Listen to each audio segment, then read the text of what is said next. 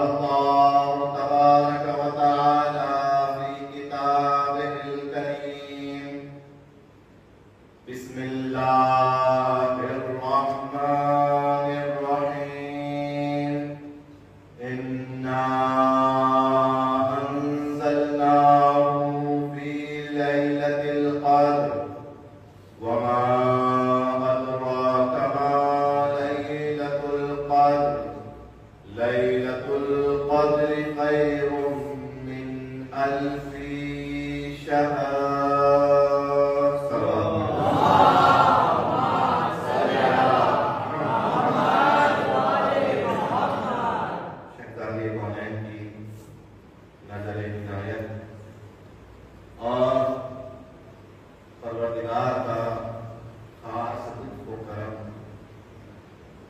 ہم سب پر یہ ہوا کہ ہم اپنی زندگی کے حقیقی مقصد کو ادا کرنے کے لیے جمع ہو گئے.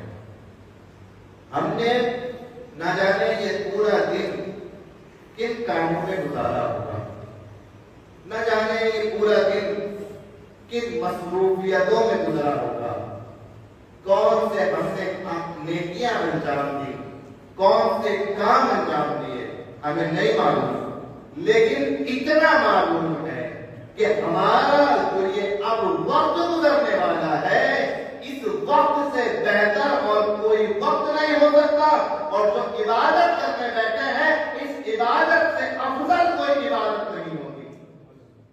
ہم اپنی خلقت کے مقصد کو ادا کرنے بیٹھے ہیں. ہم ذکر فاطمہ کرتے ہیں. عزیزان محترم، یہ ابتدائی مراحل ہے، پہلی مجلس ہے، اور شاید آپ کی خدمت میں 3 دن حاضر ہوں، تو لہذا حضرت صدیقہ طاہرہ کے عنوان پر، شہزادی کی معرفت کے عنوان پر، شہزادی کے مناقب و فضائل و مسائل کے عنوان پر کچھ گزارشات آپ کی خدمت میں پیش کی جائیں. اول اس بات کو آپ کی خدمت میں پیش کروں کہ جتنی بھی چیزیں منبر سے بیان کی جاتی ہیں، خدا کو حاضر و ناظر اور گواہ جان کری بات ہے کہ جتنی بھی چیزیں منبر سے بیان کی جاتی ہیں اس پر مسلم ہم عقیدہ رکھتے ہیں. کوئی ایسی چیز منبر سے بیان نہیں کی جاتی کہ جو ہمارے عقیدے کے خلاف ہو، اور عقیدے کی ہم آہنگی ضروری ہے. اگر یہاں سے عقیدہ بیان ہو تو آپ کی طرف سے بھی عقیدے کا اظہار ہونا چاہیے. ہمارا اظہار عقیدہ یہ ہے کہ ہم فاطمہ زہرا کے فضائل بیان کریں گے. آپ کا اظہار عقیدہ یہ ہے کہ سبحان اللہ کہہ کر اس بات کا اظہار کرے کہ ہم فاطمہ کے چاہنے والے ہیں، ہم اس بیوی کے ماننے والے ہیں. کیونکہ لطف وہی کرتا ہے، لطف وہی کرتا ہے، بولتا وہی ہے جس کا عقیدہ ملتا ہے، جس کی سوچ ملتی ہے، جس کی تھنکنگ ملتی ہے، جس کی فکر ملتی ہے. آپ 1 گھنٹے تک گلی میں کھڑے ہو کے باتیں کہیے گا لیکن کوئی بولے گا نہیں. وہی بولے گا کہ جو آپ کی باتوں سے متفق نظر آئے گا. منبر پر اگر ذکر اہل بیت بیان ہو تو بولنا اس لیے بھی ضروری ہے کہ جو بول کے بتانا پڑتا ہے کہ ہم اس بات پر عقیدہ رکھتے ہیں کہ فاطمہ کی یہی فضیلت ہے. لہذا جس طریقے سے رسالت کا اجر ہے، اللہ اسألکم علیہ اجرا الا الموت، اسی طریقے سے اس منبر کی خدمت کا بھی اجر ہے.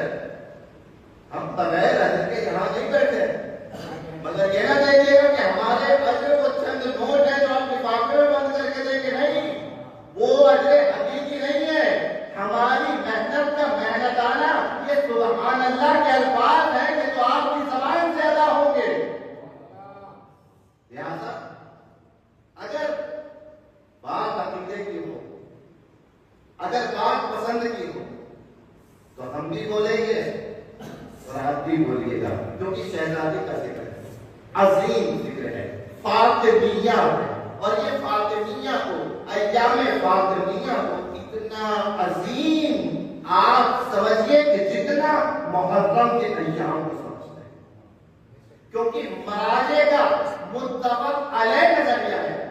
تمام مراجع آج اس بات پہ زور دے رہے ہیں کہ ایام فاطمیہ مناؤ مناؤ مناؤ، مجلس کراؤ مجلس کراؤ، مجلس پڑھواؤ، نوحہ پڑھو، گھر میں فاطمہ زہرا کا ذکر رکھو. کوئی ایسا گھر نہ ہو کہ جہاں فاطمہ کی فرش ادا نہ دکھے، کوئی ادا خانہ ایسا نہ ہو کہ جہاں ایام فاطمیہ کی مسجد نہ ہو. تو ہم نے پوچھا آخر آپ ثابت کیا کرنا چاہتے ہیں؟ پہلے تو ایک تاریخ پہ مجلس ہو جاتی تھی، بات تمام ہو جاتی تھی. اب اتنی مجلس سے اتنا ذکر، اتنی نشستیں، اتنے ذاکر، اتنے خطیب، آخر اتنا ایام فاطمیہ منانے میں تاکید کیوں کی جا رہی ہے؟ تو علماء جواب دیتے کہ اگر ہم نے ایام فاطمیہ کو محرم کی طرح بنا لیا تو قاتل حضرت زہرا یزید کی طرح بے نقاب ہو جائے گا. ایک سوال پڑے محمد والے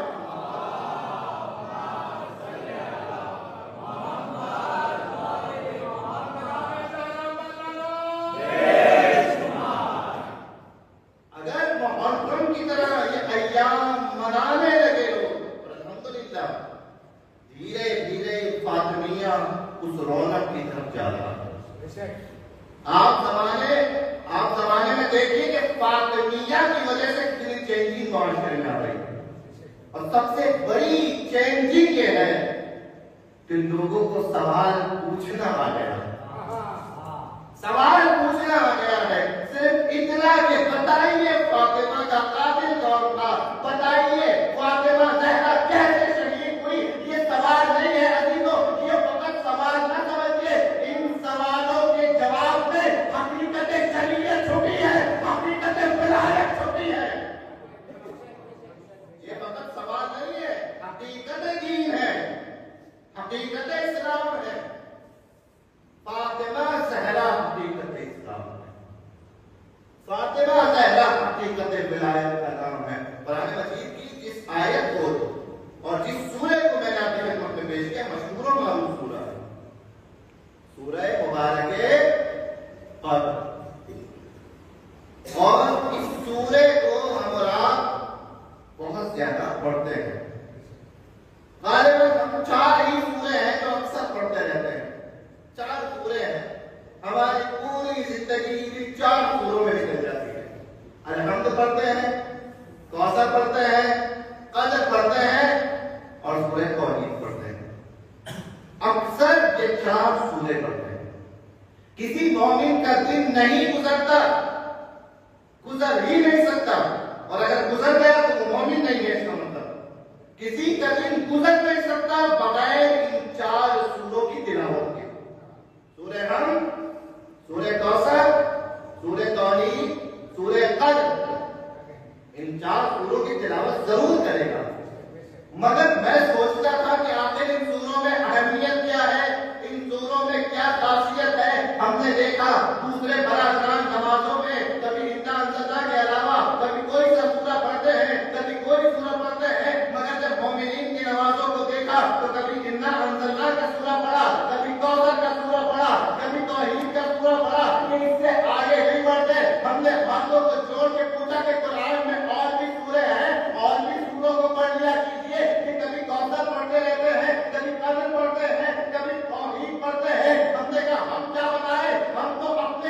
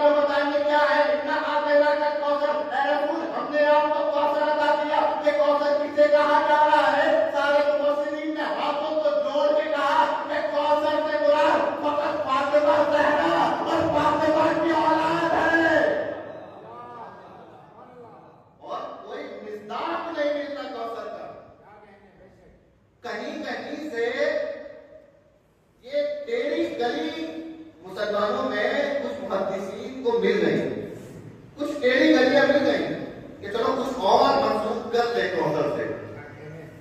آئیے کسی نے کہہ دیا کہ چلے کوثر سے مراد نبوت ہے.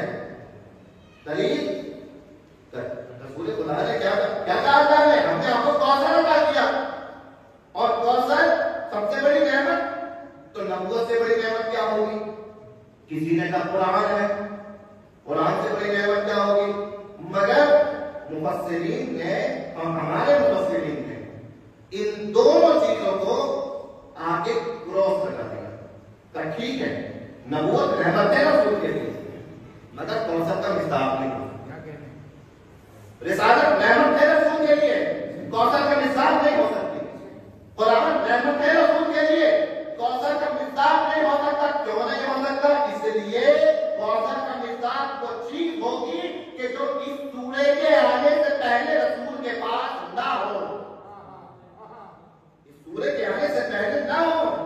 بھائی قرآن پہلے بھی تھا اور اب بھی ہے، قرآن پہلے بھی تھا اب بھی ہے، نبوت پہلے بھی تھی اب بھی ہے، رسالت پہلے بھی تھی اب بھی ہے. تو کوشش کیا کی گئی کہ نبوت مراد ہے، کوثر سے رسالت مراد، کوثر سے قرآن مراد. یہی ہو گیا کہ جیسے میرے ہاتھوں کی انگوٹھی کہیں وضو خانے میں ٹوٹ گئی، کسی مومن کو ملی اور ملنے کے بعد وہ ہاتھ میں لے کے آیا، مولانا میں آپ کو ہدیہ دینا چاہتا ہوں. کیا ہدیہ ہے؟ یہ لو مولانا ہماری طرف سے انگوٹھی. اللہ یہ ہدیہ کہاں؟ ہماری طرف سے بہترین ہدیہ آپ کے لیے. میں نے کہا آپ کو کیسے معلوم یہ ہدیہ ہے؟ آپ کیسے یہ ہدیہ دے رہے ہیں؟ کہا ہم نے تو اسلام میں یہی سنا ہے کہ کوئی بھی چیز اگر کسی کو پیش کرو تو ہدیہ بنا کے پیش کرنی چاہیے. اب یہ چیز ہمیں ملی تھی، ہم نے پیش کر دی. میں نے کہا دیکھیے پیش کرنے کی ایک شرط ہے، وہ چیز پیش کرے کہ جو میرے پاس پہلے سے موجود نہ رہی ہو. یہ پہلے بھی میرے پاس تھی، آپ نے اگر لا کے دے دی تو کوئی بڑا کمال نہیں کیا. مسلمانوں نبوت پہلے بھی تھی، رسالت پہلے بھی تھی، قرآن پہلے بھی تھا، مگر پہلے فاطمہ نہیں تھی. معراج کے بعد فاطمہ مل گئی. پہلے فاطمہ نہیں تھی، معراج کے بعد فاطمہ ملی. پہلی دلیل کہ وہ چیز کوثر ہوگی کہ جو پہلے نہ ہو، اس سورے کے بعد ملے. دوسری دلیل جسے کہتے ہیں قرینہ متصلہ. حضور بتائیے گا قرینہ متصلہ میری کسی بات کو سمجھنے کے لیے پوری بات سنیے گا، آدھی نہ سنیے گا. کیوں؟ کیونکہ اگر آدھی بات سن کر مطلب نکالا تو مطلب ناقص ہوگا. مسلمانوں نے پہلی آیت سنی اِنَّا أَعْطَيْنَاكَ الْكَوْثَرَ، تو کہا کوثر سے مراد یہ، کوثر سے مراد وہ. مگر علماء نے کہا کہ قرینہ متصلہ تو یہ ہے نا کہ بھائی پورا سورہ تو پڑھیے، تیسری آیت پہ جب پہنچے تو کہا اِنَّ شَانِئَكَ هُوَ الْأَبْتَرُ، آپ کا دشمن بے اولاد رہے گا. یہ تیسری آیت نے بتا دیا کہ اللہ نے دشمن رسول کو بے اولاد اس لیے کیا ہے کہ اس کی بے اولادی کی نہیں، رسول کے گھر میں فاطمہ کا آنا ہے. یہ ہے کوثر. اب وہ بے اولاد رہے گا تو اس بے اولادی کا کوئی تو رابطہ ہونا چاہیے کوثر سے، ورنہ کیوں کہاں بے اولاد رہے گا. یہ دوسری دلیل. تیسری دلیل ہوتی ہے شان نزول. شان نزول بیان کیجیے سورے کا کیا ہے؟ ایک شخص تھا کھڑا ہوا تھا، 3 بیٹوں کی وفات کے بعد رسول بڑے رنج کا، عبداللہ، قاسم، طاہر، تینوں بیٹے رسول کو ملے اور تینوں اللہ کو پیارے ہوئے. رسول رنجیدہ مگر اطراف میں جو لوگ تھے وہ تھے خوش. رسول رنجیدہ تھے، وہ مسرور تھے. کیوں؟ اس لیے کہ ان کے درمیان ایک بات پھیل گئی تھی. وہ بات یہ تھی کہ رسول کے تینوں بیٹے اللہ کو پیارے ہو گئے.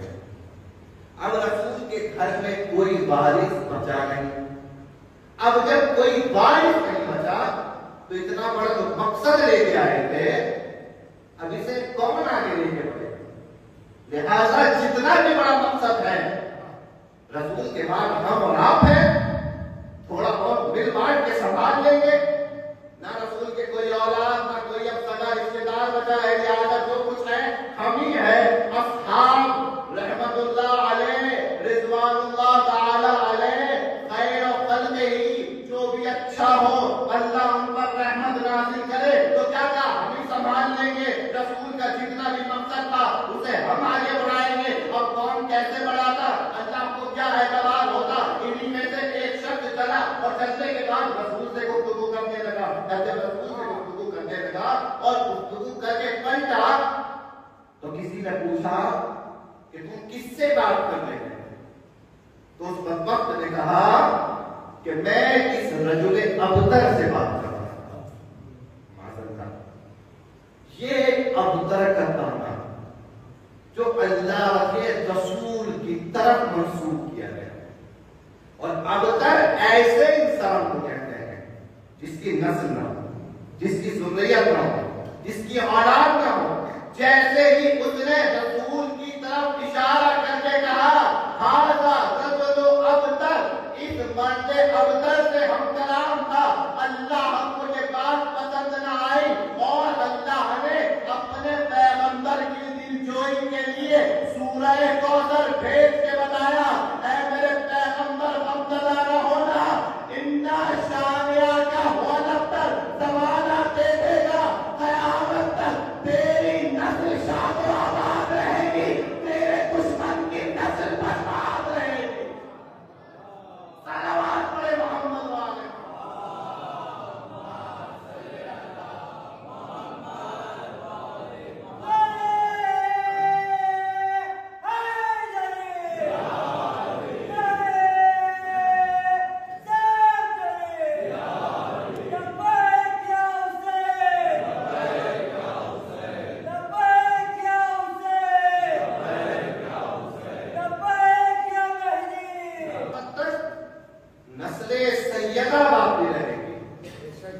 لیکن کون ایسا دشمن ہے لبیک تھا اس زمانے میں کہ آج جس کی نسل باقی؟ سب مٹ گئے، سب فنا ہو گئے. باقی ہے تو سادات صحرا باقی. یہ ہے کوثر، یہ ہے کوثر. ابتدا میں کیا کہا تھا کہ یہی 4 سورے ہم بار بار پڑھتے ہیں. یا کوثر ہے، یا قدر ہے، یا سورہ توحید ہے. کوثر کے بارے میں آپ نے سنا. یہ کوثر کیا ہے؟ کوثر کیا ہے؟ قرآن مجید کا ایک سورہ ہے، قرآن مجید کا ایک سورہ ہے. لیکن اگر آپ میرے عقیدے کے مطابق سنیں، کیونکہ شاعروں کا ایک خاص مزاج ہوتا ہے، خاص مزاج ہوتا ہے. جب ہم نئے نئے شہر مقدس قم میں پہنچے تھے تو ایک مصرع ترکہ رکھا گیا. جشن فاطمہ کا عنوان تھا، بی بی کی محفل تھی. ایک مصرع دیا گیا. مصرع تھا سورہ کوثر قصیدہ فاطمہ زہرا. یہ مصرع تھا. پہلی بار ہم قم میں محفل میں پہنچے اور پہنچنے کے بعد پتہ لگا گئے تھے محفل پڑھنے میں، مگر محفل میں پہنچ کے پتہ لگا کہ محفل کر رہی ہے اور ہمیں مصرع طرح کی اطلاع نہیں تھی. اب یہ مصرع ہمارے سامنے ہے، سورہ کوثر قصیدہ فاطمہ زہرا، فاطمہ زہرا. تو فوراً بی بی کی شان میں ایک کلام تحریر، ایک کلام لکھا، ایک قصیدہ لکھا بی بی کی شان. پہلی محفل، پہلی بزم شہر مقدس قم میں، معصومہ کے جواب میں، معصومہ کے دیار میں پہلی خدمت، پہلی نوکری ثقیل کی. اور مصرع کا سورہ کوثر قصیدہ فاطمہ زہرا کا ہے. مگر اس مصرع پر جو تسلیم آئی الحمدللہ، ایسی تسلیم شہزادی نے عطا کی کہ زبان پہ وہ تسلیم جاری ہو گئی تو اس بندہ حقیر پر یہ الہام ہوئی تسلیم کہ جب یہ مصرع ہمیں ملا تو ہم نے اس پہ یہی تسلیم کہی کہ جو آج آپ کی خدمت میں پیش کر رہا ہوں کہ اس لیے پڑھتا ہوں اکثر میں نمازوں میں اسے سورہ کوثر قصیدہ فاطمہ زہرا کرے صلوات پڑھے محمد والے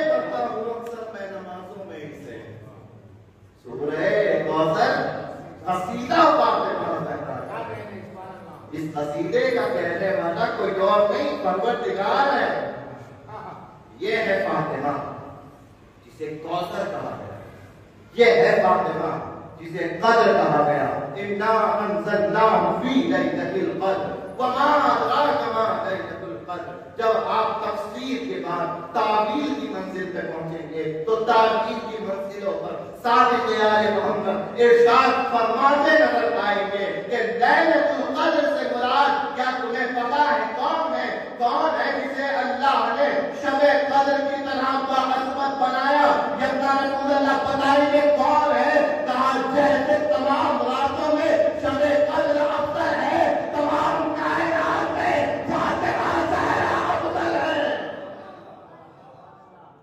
لیلۃ القدر ہے جب تک نہ فاطمہ لیلۃ القدر ہماری جگہ ہے ہماری فاطمہ ہے کیسے لیلۃ القدر ہے کیسے شب قدر جیسی عظمت ملی ہے ایسے شب قدر جیسی عظمت ایسی کو کسی کو نہیں ملی شب قدر سے مراد جہاں اور تفسیریں ہوئی وہاں تعبیروں میں شب قدر سے مراد ذات اقدس حضرت فاطمہ زہرا کی مانی گئی اماموں نے بیان کیا کہ جس طریقے سے شب قدر اللہ کے رازوں میں سے ایک راز ہے اسی طریقے سے فاطمہ بھی اللہ کے رازوں میں سے ایک راز ہے نہ تم مکمل طور پہ شب قدر کو سمجھ سکتے ہو نہ فاطمہ کو سمجھ سکتے ہو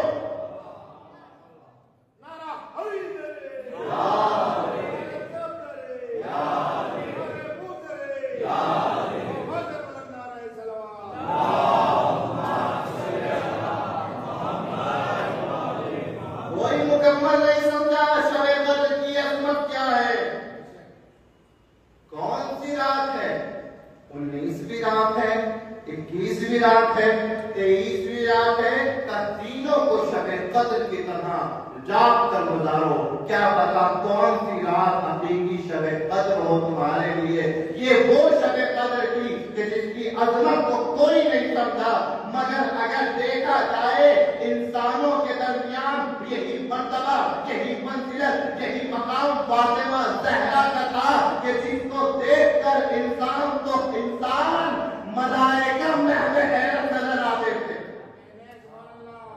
ملائکہ کو حیرت فاطمہ زہرا کے مقام پر منزلت انبیاء کو حیرت فاطمہ زہرا کے عزیزو شب قدر کی معرفت ضروری ہے شب قدر کو پہچانے کوئی اگر شب قدر کو نہیں پہچانتا تو عبادت نہیں کر پائے گا عبادت نہیں کر پائے گا تو کامیابی نہیں ملے گی مقدر تبدیل نہیں ہوگا قسمت نہیں لکھی جائے گی قسمت نہیں لکھی جائے گی تو یوں ہی پریشان پھرے گا بھائی پریشان کیوں پھر رہے ہو کیا قسمت ہی نہیں بدلی قسمت کیوں نہیں بدلی کب پتہ ہی نہیں شب قدر کون سی رات تھی اگر پتہ ہوتی تو جا کے عبادت کرتے قسمت کو بدل لیتے اس کا مطلب یہ ہوا کہ جو پورے سال میں شب قدر تک پہنچ جائے جملہ حوالے کر رہا ہوں جو شب قدر تک پہنچ جائے اس کو قسمت مل جاتی ہے اور جو فاطمہ تک آتا ہے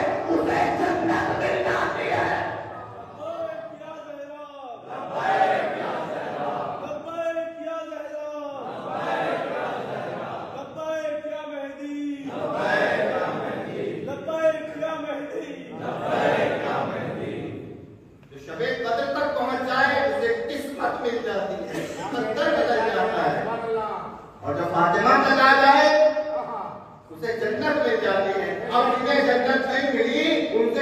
گا کہ جنت کیوں نہیں ملی؟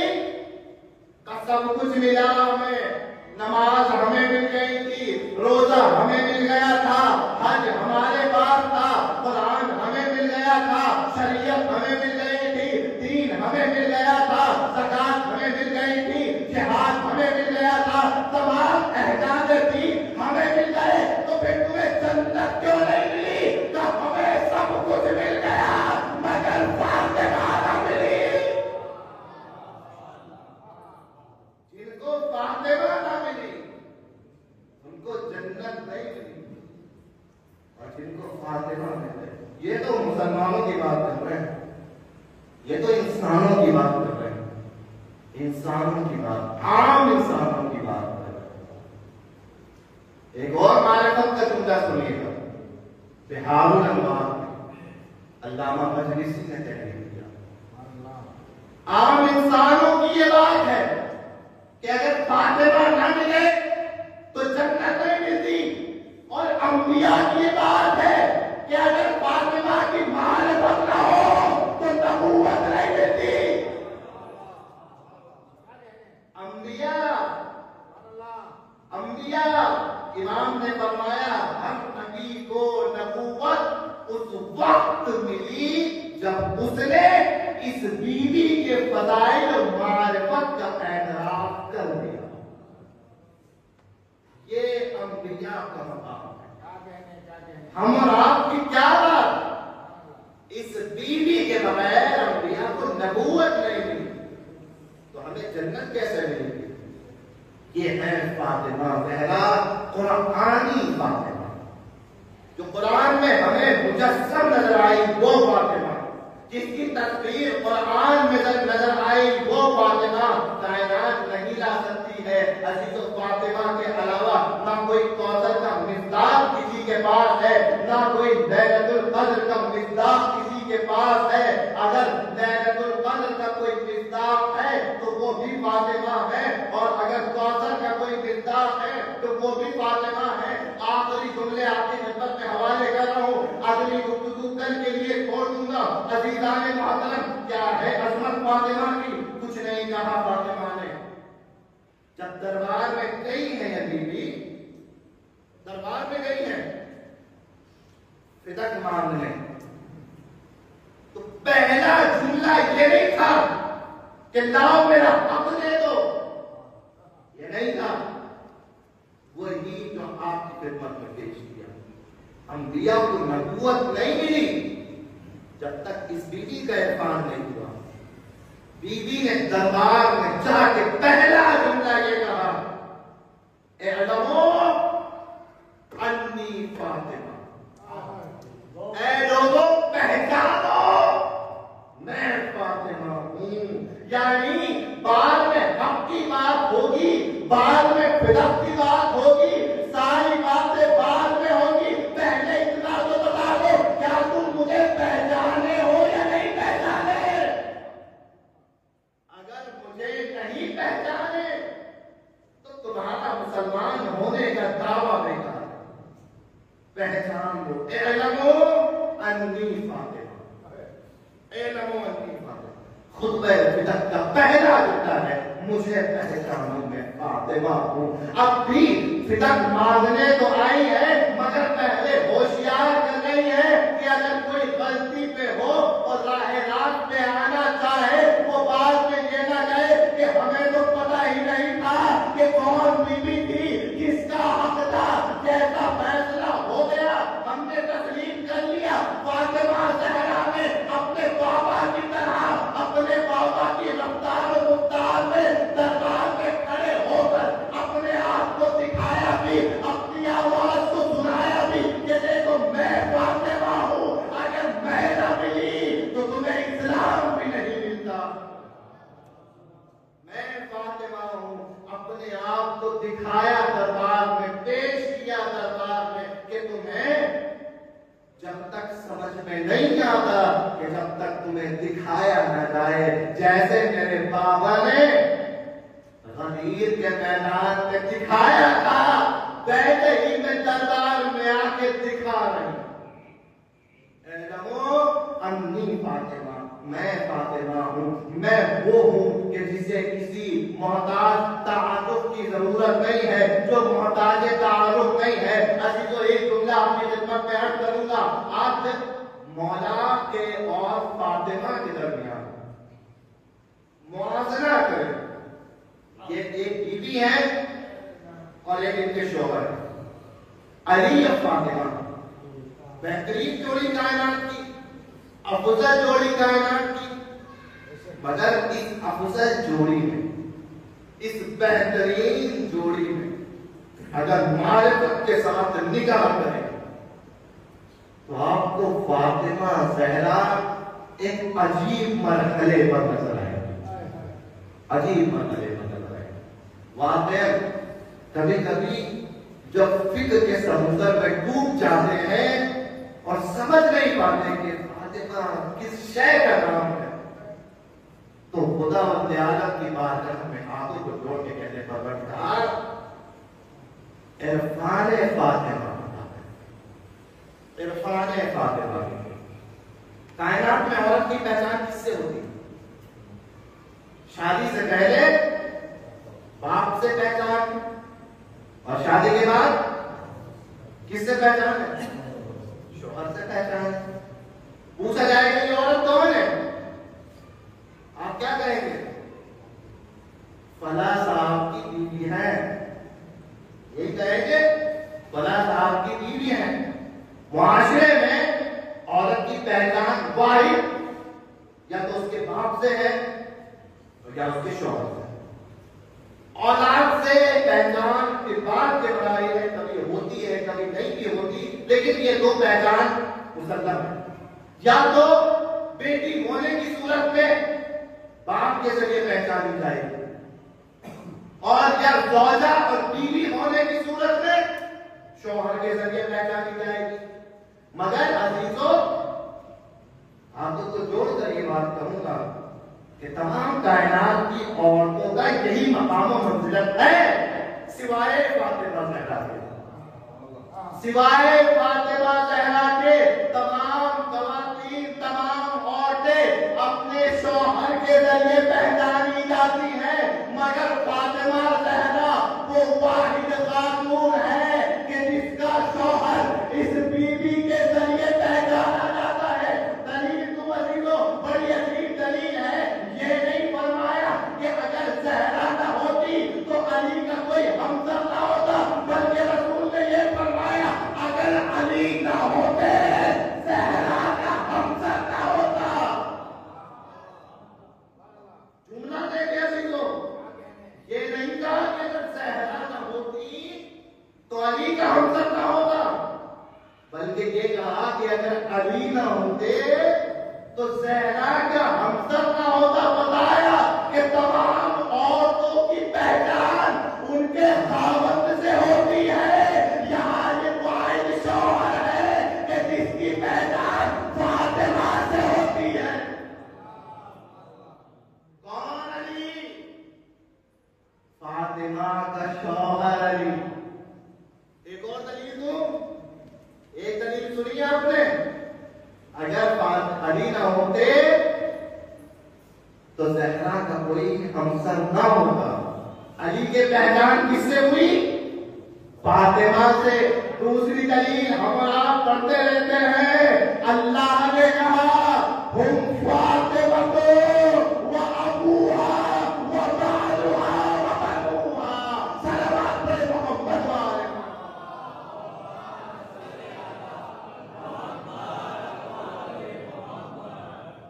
ساری کائنات کی عورتیں اپنے شوہر کے ذریعے پہچانی گئیں، اور اتنا باکمال علی جس کی فضائل کی کوئی انتہا نہ تھی، وہ علی فاطمہ کے ذریعے۔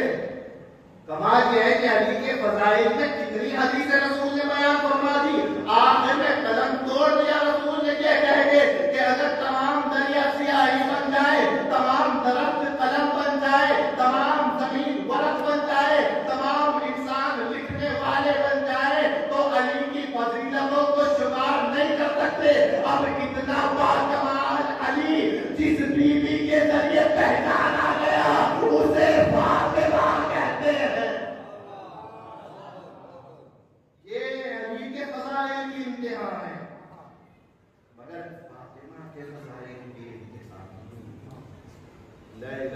قدر جب تک نہ فاطمہ الزہرا۔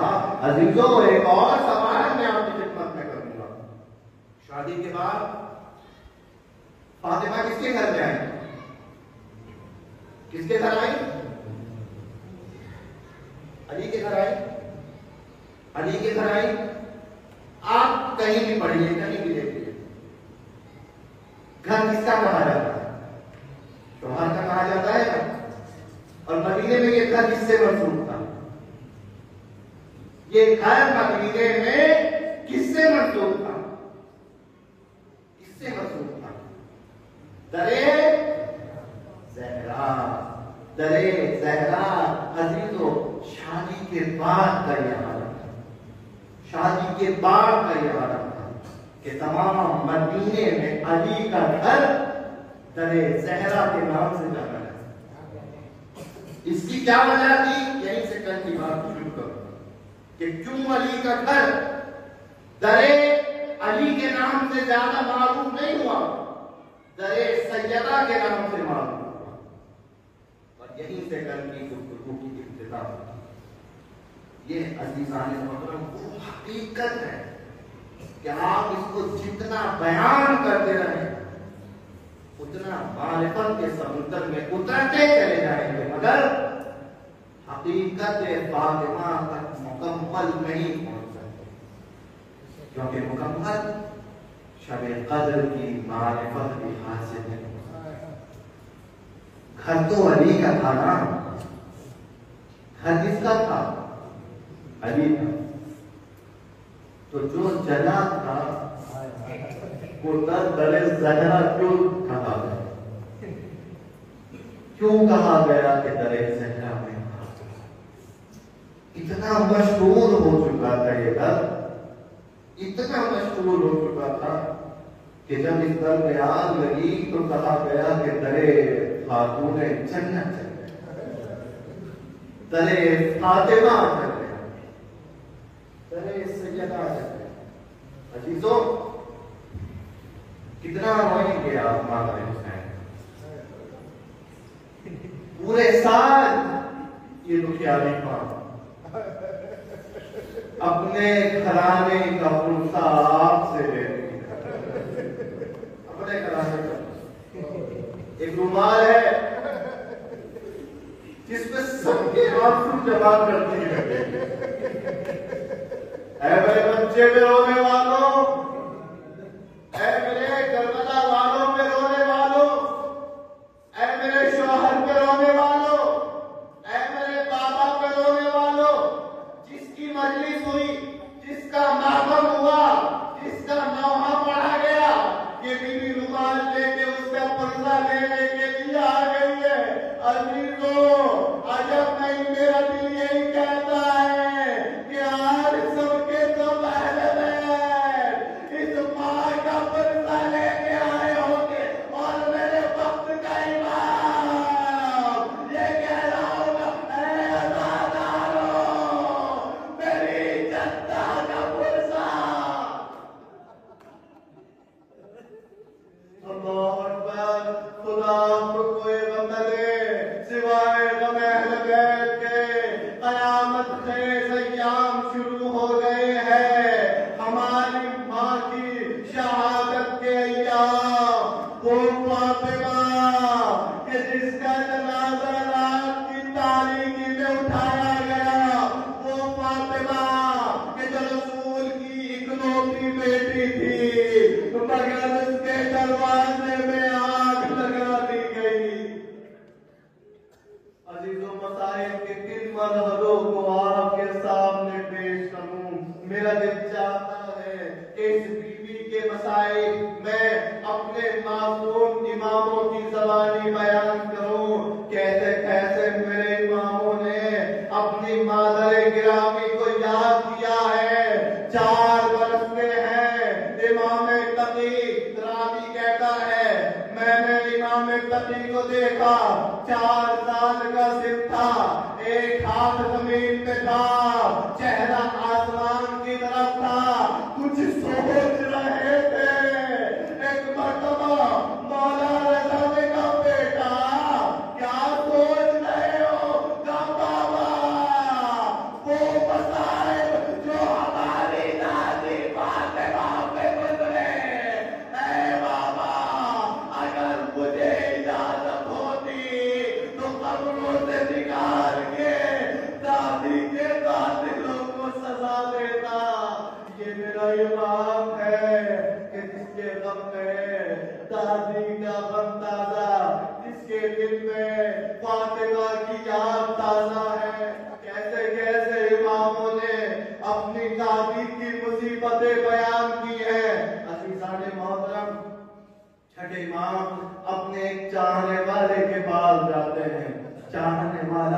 جس کے گھر بیٹی کی ولادت ہوئی تھی، مولا نے پوچھا، امام صادق نے پوچھا، اے میرے چاہنے والے، تو نے اپنی بیٹی کا کیا نام رکھا؟ اس نے کہا، مولا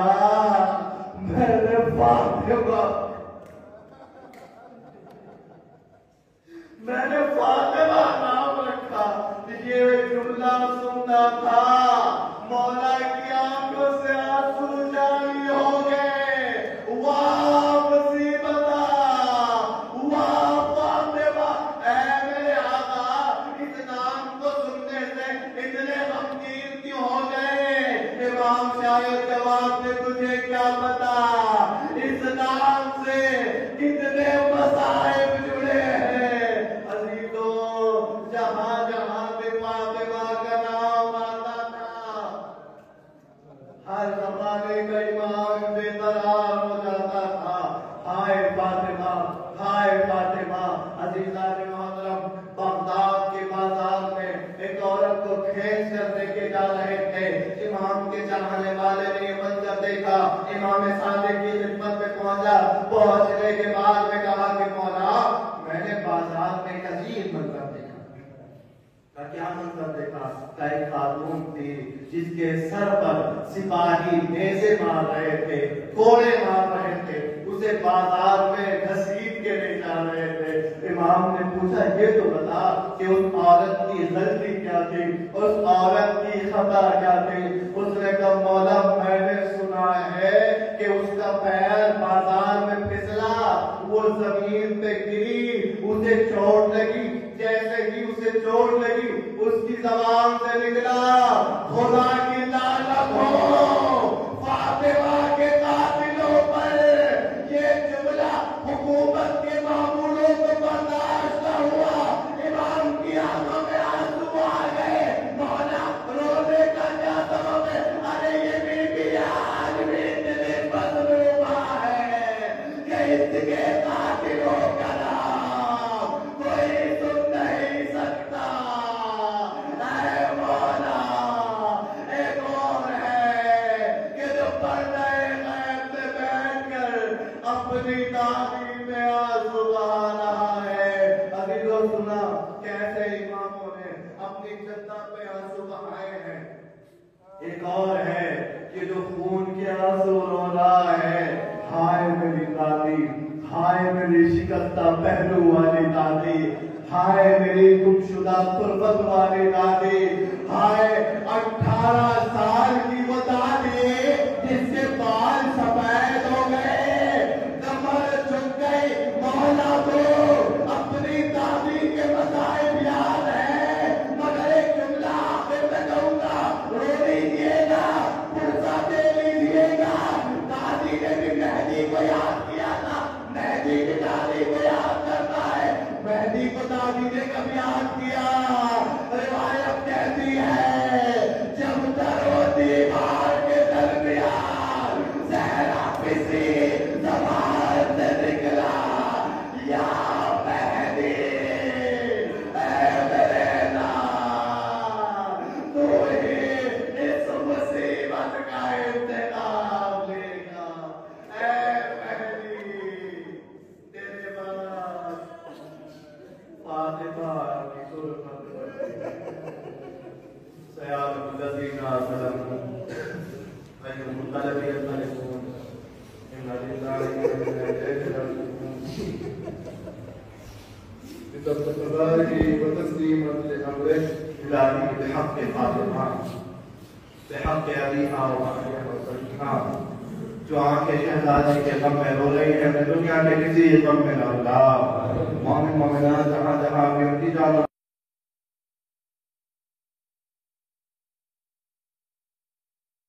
بیٹھے ہوئے ہیں، تمام جتنی بھی پریشانی ان کی زندگی میں ہے، جتنی بھی مشکلات ہے، شہزادی کونین کے موبائل میں ان کی پریشانیوں کو دور فرما۔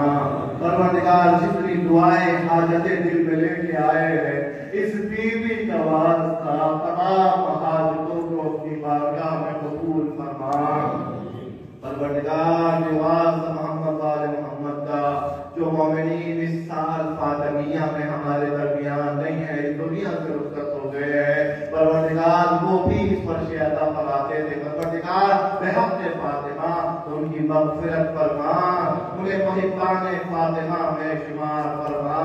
परवरदिगार देवास मोहम्मद वाले मोहम्मद का मुंतकी में फूले हुसैन, मुंतकी में फज़ले ज़हरा, इमाम ज़माना के ज़हूर में ताजील फरमा, इमामों के नासिरों में शुमार फरमा। रब्बना तक़ब्बल मिन्ना इन्नका अंतस समीउल अलीम। एक मरतबा सूरह अल-हम्द, 3 मरतबा सूरह इखलास की तिलावत फरमाकर मरहूमीन अल-हाफ़िज़ अली शरीफ, अमीर अली शरीफ, वाहिद अली शरीफ, मीर हैदर हुसैन, मीर मेहदी हुसैन और मरहूमा सहरा बेगम